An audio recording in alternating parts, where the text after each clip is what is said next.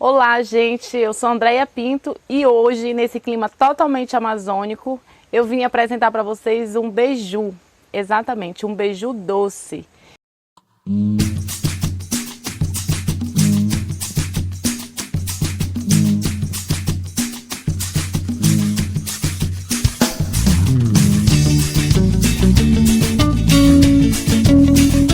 Então, o objetivo de fazer esse beiju é apresentar também alguns produtos que aqui na Amazônia nós consumimos como fonte de carboidrato no nosso café da manhã, no lanche da tarde, até mesmo para fazer sanduíches. Então esse é um exemplo de um beiju doce tradicional aqui da região do Pará. Nós vamos precisar de 200 gramas de goma de tapioca, vamos precisar de 60 gramas de farinha de tapioca, 10 gramas de açúcar, uma colher de chá de sal e vamos precisar de 20 gramas de coco ralado, coco fresco ralado.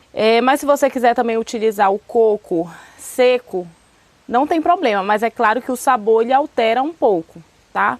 Mas o importante é colocá-lo para ele agregar um pouco mais de sabor. Dentro desse conjunto aqui da receita, nós temos a nossa fonte que é a mandioca, que é o ingrediente base para fazer essas duas farinhas, a goma e a farinha de tapioca. E nós vamos apenas, essa receita é uma receita bem simples, onde nós vamos apenas misturar todos os ingredientes, promover uma leve hidratação para poder fazer o beiju. Eu quero só puxar um ponto importante, porque, ó, se vocês perceberem, a goma ela tá um pouquinho solta. Às vezes você vai fazer um beiju e o beiju não fica um beiju firme. Ele fica meio quebradiço, às vezes você não forma o disco completo. O que é que você tem que fazer? De repente, molhar a sua mão para dar uma leve hidratada e assim você conseguir fazer o disco completo, o disco sem ser quebrado. E por que isso acontece? Existe uma explicação, que é a explicação bioquímica, né? Que é a gelatinização do amido. No momento em que eu pego um amido, né? No caso aqui a fonte é a goma, que eu pego esse amido e hidrato e aqueço, eu promovo uma reação que se chama gelatinização do amido. E a gelatinização ela vai promover justamente a transformação desse amido em gel.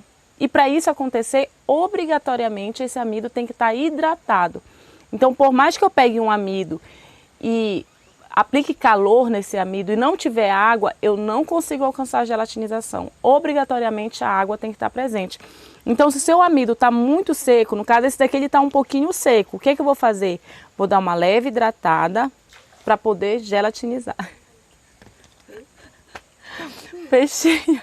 Eu vou dar uma leve hidratada, olha como ele está soltinho.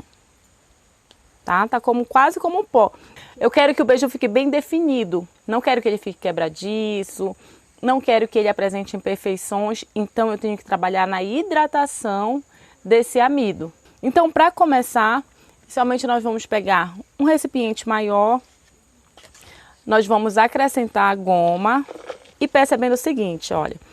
Se eu tenho um amido que já está levemente seco, aí eu vou acrescentar uma farinha que está seca. No momento em que eu misturo os dois, eles vão fazer trocas de umidade. E aí o que acontece? Eu vou ter um processo de desidratação maior, porque essa farinha aqui vai puxar a água daqui.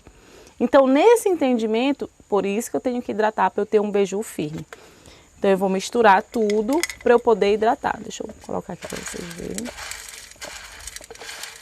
Algumas pessoas podem nunca ter visto esse beiju. Esse beiju eu aprendi com uma tia minha, né, que ela faz.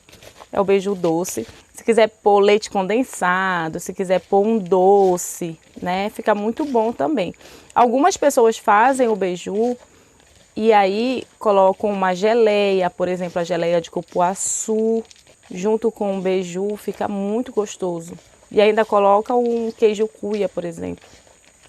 Então, olha como ele ficou ainda mais seco. E se eu fizer um teste, eu vou fazer o teste para vocês verem, sem a hidratação e com a hidratação para vocês verem como ele fica muito mais perfeito quando a gente faz a hidratação para o gel formar perfeitamente. Agora eu vou acrescentar o coco.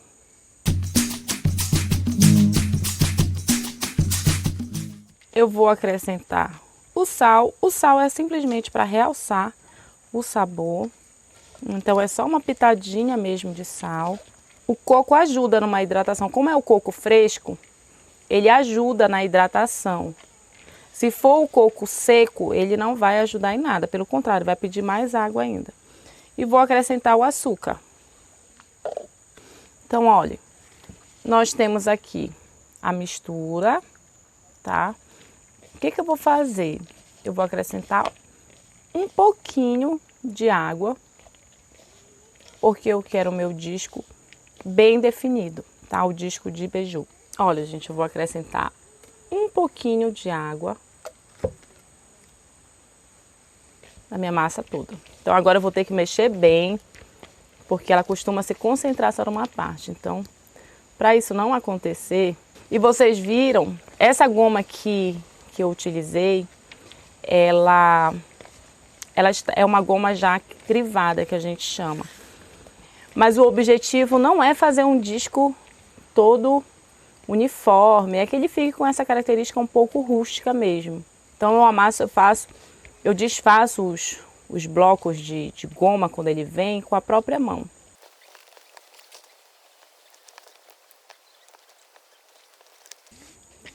Então olha, gente, ele ficou mais juntinho, mas está bem hidratado. Isso vai me ajudar agora na gelatinização.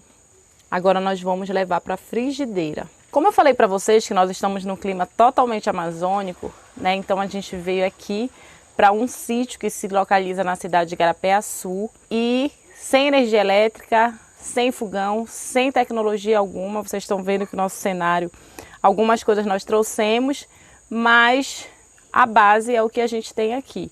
Então nós vamos fazer a cocção do beiju num próprio fogareiro, tá?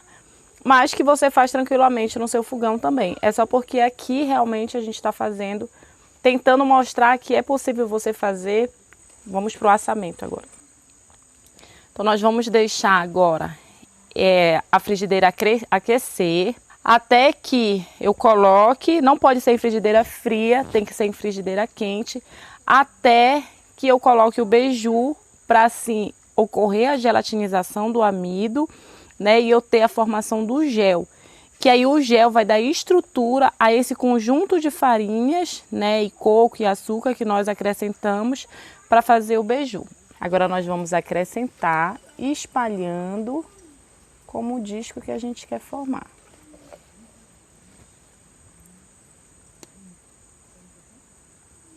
Como eu quero que fique bem crocante, eu vou deixar ela ficar mais um tempo assim. E quando eu perceber que está bem gelatinizado já, aí eu viro.